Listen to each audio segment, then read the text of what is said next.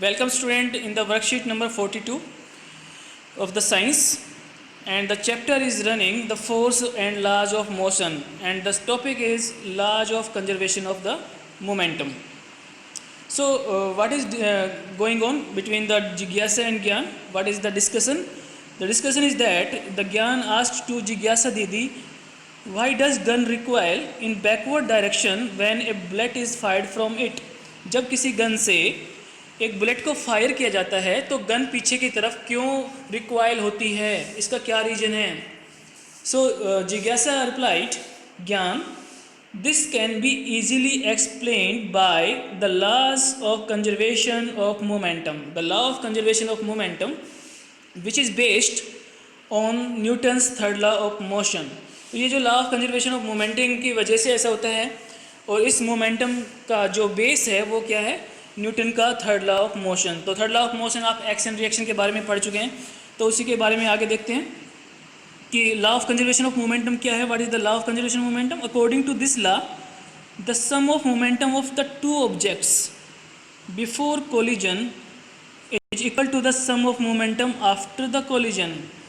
दो ऑब्जेक्ट के बीच में जो टोटल मोमेंटम है उनके आपस में टकराने से पहले जितना था, टकराने के बाद भी उतना ही रहता है. केवल एक कंडीशन वहाँ पर है. कंडीशन क्या है? There is no external unbalanced force acting on them. कि जब तक कि उनके ऊपर कोई भी एक्सटर्नल अनबैलेंस फोर्स उनके ऊपर नहीं लगना चाहिए. अगर दो वस्तुएं आपस में टकरा रही हैं तो टकराने से पहले उन दोनों का जो मोमेंटम था टकराने के बाद भी उतना ही रहता है. बस एक शर्त है कि वहाँ पर कोई भी अनबैलेंस फोर्स नहीं लगना चाहिए. तो सिंपल वे में हम इसको कैसे बोल सकते हैं? Simply we can say that the total momentum of the two object is unchanged और कंजर्व्ड बाय द कोलिजन. टक्कर लगने पर या टकराने पर, कोलिजन होने पर दो ऑब्जेक्ट का मोमेंटम कभी नहीं बदलता, हमेशा कंजर्व रहता है. इसी को हम law of conservation of momentum बोलते हैं. तो एक एग्जांपल से हम इसको समझने की कोशिश करते हैं. As per this law, before firing the gun and the bullet are at the rest. यानी कि जब हमने फायर ही नहीं किया तो गन और बुलेट दोनों किस पोजीशन में थे? रेस्ट पोजीशन में. Therefore the total momentum of the system is zero. तो टोटल मोमेंटम कितना हुआ? जीरो हुआ, because there is no velocity, so momentum is zero. As you know that P is equal to mv. If there is v is equal to 0, it means the momentum is also 0. So as soon as the gun is fired, जैसे ही हमने gun को fire किया, it exerts a force on the bullet. तो gun ने किसके ऊपर force लगाया? Bullet के ऊपर. And bullet is accelerated in the forward direction. क्योंकि गन ने बुलेट पर फोर्स एक्सर्ट्स किया, इसीलिए बुलेट ने क्या किया? एक्सेलरेशन किया फॉरवर्ड डायरेक्शन में. At the same time bullet also exert same force on the gun. अब थर्ड लॉ के अकॉर्डिंग क्या है? थर्ड लॉ के अकॉर्डिंग एक्शन रिएक्शन हमेशा इक्वल होते हैं और अपोजिट होते हैं. इट मीन्स जितना भी फोर्स गन ने बुलेट पर लगाया था उतना ही फोर्स बुलेट भी किस पर लगाएगी? गन पर लगाएगी, but in the opposite direction, लेकिन उल्टी दिशा में. इसलिए जो गन होती है वो पीछे की तरफ रिक्वाइल करती है. So that the total momentum of this system remains zero और कंजर्व्ड. और इस तरह से उस पूरे सिस्टम में क्या क्या आ गया? बुलेट आ गई और हमारी गन आ गई है. पूरे सिस्टम का जो मोमेंटम है वो जीरो रहेगा और हमेशा कंजर्व रहेगा. यानी कि जब तक फोर्स नहीं लगाया था किसी भी ऑब्जेक्ट ने एक दूसरे के ऊपर, तब भी जीरो था, और जब फोर्स लगाया तो दोनों ने बराबर लगाया, अपोजिट डायरेक्शन में लगाया, इसलिए उसके बाद भी फोर्स क्या रहा? जीरो रहा. So before collision and after collision the total sum of the momentum remains zero of two objects. This is the law of conservation. Now the important topic is coming, the equation of for law of conservation of momentum. Important है लेकिन easy भी है, आपको ज़्यादा मुश्किल नहीं आएगी समझने में. हमें यहाँ पे सपोज करना है, means let's suppose there are two object, ball A and ball B. Suppose two ball A and B of masses ma and mb हमने बॉल ए का मास मान लिया ma और बॉल बी का मास मान लिया mb, are moving a straight line, एक सीधी लाइन में चल रहे हैं, of with velocity ua and ub respectively. जो ऑब्जेक्ट ए है या बॉल ए है उसकी वेलोसिटी क्या है ua, u का मतलब क्या है इनिशियल वेलोसिटी, ऑब्जेक्ट ए है तो हमने ua मान लिया, ऑब्जेक्ट बी की इनिशियल वेलोसिटी को क्या मान लिया ub, तो बस यही इसके अंदर है, ua means the initial velocity of the ball A and ub the initial velocity of the object b। तो इसके बाद में हम बात करते हैं and there are no other external unbalance force acting on them. ये लाइन बड़ी इंपॉर्टेंट है बच्चों, ये इसके अंदर हमें ये बताया गया है कि हमें कोई भी, जब ये जो law of conservation of momentum है वो तभी काम करेगा जब इनके ऊपर कोई भी अनबैलेंस्ड फोर्स एक्ट नहीं कर रहा है, काम नहीं कर रहे हैं। तो अब मानते हैं let you A is greater than you B. ऐसा क्यों माना गया है? इसलिए माना गया है कि जब तक एक बॉल की जो आगे चल रही है वो थोड़ा धीरे चलेगी, जो पीछे चल रही है वो थोड़ा तेज़ चलेगी, तभी तो उनके बीच में टक्कर होगी। अगर दोनों एक ही स्पीड से चलते रहे तो भी कोलिजन नहीं होगा, और अगर आगे वाली तेज़ चल रही है पीछे वाली धीरे चल रही है तो भी कोलिजन नहीं होगा। तो हमने क्या माना, let you A is greater than you B, it means the initial velocity of object A और ball A is greater than the initial velocity of object B and the two balls collide for a time T. और कुछ समय के बाद, कुछ समय कितना है t, they collide each other during collision ball A exert a force FAB। बच्चों यहाँ ध्यान से समझना, FAB का मतलब क्या है कि कुछ समय के बाद, t टाइम के बाद में क्या हुआ कि ऑब्जेक्ट A ने ऑब्जेक्ट B पर फोर्स अप्लाई किया, उसी फोर्स को ऑब्जेक्ट B पर फोर्स अप्लाई किया, उसी फोर्स को हमने क्या बोला FAB, क्योंकि फोर्स को F से डिनोट करते हैं। AB का यहाँ पर मतलब सिर्फ इतना ही है कि जो फोर्स लगा है वो ऑब्जेक्ट A ने B पर लगाया है। Object A exerts force FAB on ball B, at the same time the ball B exerts force FBA। तो इसका क्या मतलब हो गया कि जो फोर्स लगा है वो B बॉल ने किसी के ऊपर लगाया है, बॉल A के ऊपर लगाया है। तो क्योंकि वो लगाने हैं according to the third law of motion. After collision their velocities are changed. अब टक्कर होगी तो वेलोसिटी तो चेंज होगी। तो वेलोसिटी किस में बदल गई, इनिशियल वेलोसिटी फाइनल वेलोसिटी में। सो जो यू ए था वो किस में चेंज हो गया, वी ए में, और जो यू बी था वो किस में चेंज हो गया, वी बी के अंदर। तो ये आपको थोड़ा ध्यान देना है। इनिशियल वेलोसिटी जो शुरू में जिस वेलोसिटी के साथ में दोनों बॉल चल रही थी वो इनिशियल वेलोसिटी थी, और टक्कर लगने के बाद में, कोलिजन के बाद में जो वेलोसिटी उनकी चेंज होगी उनको हमने वी से डिनोट किया है। इसके बाद में बात करते हैं the momentum of ball A before and after collision. Before collision क्या करना है, यू लेना है, और आफ्टर कोलिजन क्या करना है, वी लेना है। जहाँ तक मास की बात है तो मास हमेशा m ही रहेगा, ma। ए ये डिनोट करता है कि मास बॉल ए का है, ua ये डिनोट करता है कि जो वेलोसिटी है इनिशियल वेलोसिटी है, और कौन से ऑब्जेक्ट की है, बॉल ए की। ma means mass object A का ही है, क्योंकि मास चेंज नहीं होता तो ma ही रहेगा, लेकिन इनिशियल वेलोसिटी फाइनल वेलोसिटी में चेंज हो गई है तो ua की जगह पर क्या हो गया, va। तो यहाँ पर ma इनिशियल मोमेंटम है बॉल ए का, और ma फाइनल मोमेंटम है बॉल ए का।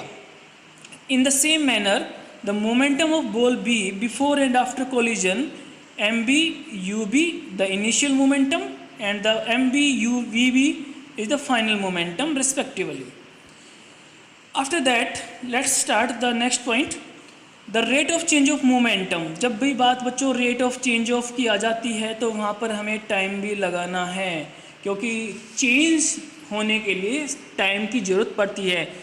कुछ भी चीज़ चेंज हो रही हो तो वहाँ पर टाइम तो चाहिए, तो यहाँ पर टाइम है rate of change of momentum of ball A during collision.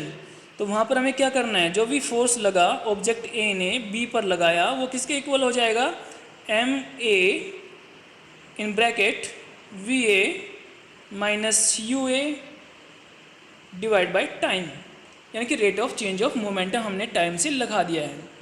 In the same manner अगर हम बात करते हैं, सिमिलरली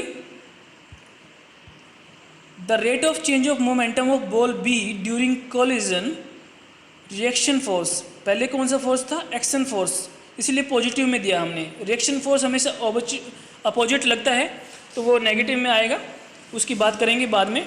देखिए एफ बी ए लिखा हुआ है यहाँ पर। एफ बी ए का मतलब क्या है कि फोर्स किसने किस पर लगाया, बॉल बी ने ए पर लगाया है। तो यहाँ पर हमने लिख दिया M B in bracket V B minus U B, यानी कि इनिशियल वेलोसिटी को हमने किस में से माइनस कर दिया, फाइनल वेलोसिटी में, और डिवाइड बाय टाइम। टाइम ही डिनोट करता है rate of change of momentum. तो हमने ए का भी rate of change of momentum लिख लिया है और बी का भी rate of change of momentum लिख लिया है। अब according to third law of motion हमें इन दोनों को बराबर रखना है।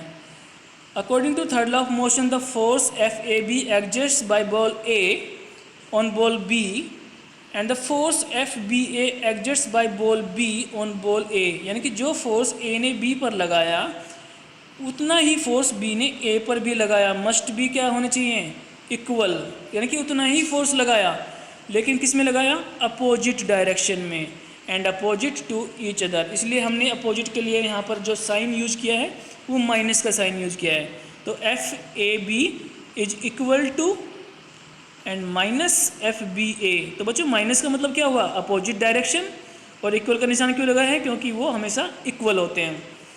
सो on the placing the value of F A B this one and F B A this one, we concluded that MA VA minus UA divided by T is equal to minus MB in bracket VB minus UB divided by T। तो दोनों में ही जो T है वो divide में है, so we can cancel the T with each other, and after the calculation the last equation is coming as the MAUA plus MBUB is equal to MAVA plus MBVB. This is the law of conservation of momentum equation, which is clearly said that the before the collision of two objects the sum of momentum is equal to the sum of momentum is equal to the momentum of two objects after the collision. So यहाँ पर U A और you B करके दिया हुआ है, इसका मतलब क्या है कि यहाँ पर जो भी मोमेंटम है वो दोनों ऑब्जेक्ट का इनिशियल मोमेंटम है बिफोर कोलिजन, और यहाँ पर जो मोमेंटम दिया हुआ है वो फाइनल मोमेंटम है आफ्टर कोलिजन। तो दोनों ही केस में दोनों आपस में एकदम से इक्वल हो गए हैं। तो यही law of conservation of momentum था बच्चों, बहुत ही आसान है। The sum of the momentum of two objects before collision is always be equal to the sum of the momentum after collision of two objects. From this we observe that the total momentum of ball A and ball B remains unchanged and conserved. So this is very simple worksheet by the DOE. Now let's do some exercise. Write the law of conservation of momentum. The first question is there. So what is the answer? The law of conservation of momentum. So let's start the answer. The sum of the momentum of two objects before collision is equal to the sum of momentum after the collision, provided there is no external unbalanced force acting on them. जो real definition आपको यहाँ से लिखनी है, अगर आप simple statement लिखना चाहते हैं तो आप ये भी लिख सकते हैं, the total momentum of two objects is unchanged और conserved by the collision. So this is the answer of the question number first. So what is the question number second? Question number second is, why does an air-filled rubber balloon swing here and there when air escapes from the mouth of it? So answer would be, when air escapes from the mouth of an air-filled balloon, the air exerts the force in the balloon in the backward direction and the air escape in the forward direction. So the momentum remain the same, but it exerts a force on the balloon, so balloon swing here and there. This is the answer. Third question, why a rocket moves in forward direction on ignition? Ignition means जलाना. जब हम उसके अंदर fuel burn करते हैं तो उसमें से जो फ्यूल के साथ फ्यूल बाहर निकलता है, तो रॉकेट फॉरवर्ड डायरेक्शन में क्यों जाता है? What is the reason behind this? So answer is very clear. When the fuel after ignition comes out in backward direction from the rocket, the fuel exerts the same equal and opposite force on the rocket in the forward direction, so rocket moves in the forward direction according to the law of conservation of the momentum, or you can say according to the third law of motion. Question number 4, complete the equation of conservation of momentum for two objects A and B moving with different velocities along straight line. तो यहाँ पर जो equation है आपको वो कहाँ से clear कर देनी है? यहाँ से एम बी यू बी दिया हुआ है, तो यहाँ पर जो फर्स्ट है वहाँ पर आपको लिखना है एम ए यू ए, और जो सेकंड यहाँ पर है ये लिखना है एम बी वी बी. तो आपकी इक्वेशन कंप्लीट हो जाती है. इसके बाद में फिफ्थ क्वेश्चन है, during collision ball A exerts force F A B on ball B and ball B exerts force. अब बॉल बी किस पर लगाई गई? Ball B exert force on ball A, same equal force. तो यहाँ पर जो आंसर आएगा वो क्या आएगा?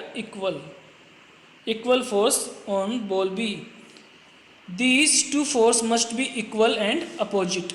तो बच्चों जो आंसर आएगा यहाँ पर क्या आएगा? Equal and opposite. Equal and opposite. तो क्वेश्चन नंबर 5 में एक ब्लैंक दिया हुआ है, during collision ball A exert force A, force F A B on ball B and ball B exert force. Ball B कौन सा फोर्स लगाएगी यहाँ पर? जब बॉल ए ने एफ ए बी लगाया है तो बॉल बी कौन सा लगाएगा? F B A. तो ब्लैंक फर्स्ट में क्या आएगा? एफ बी ए.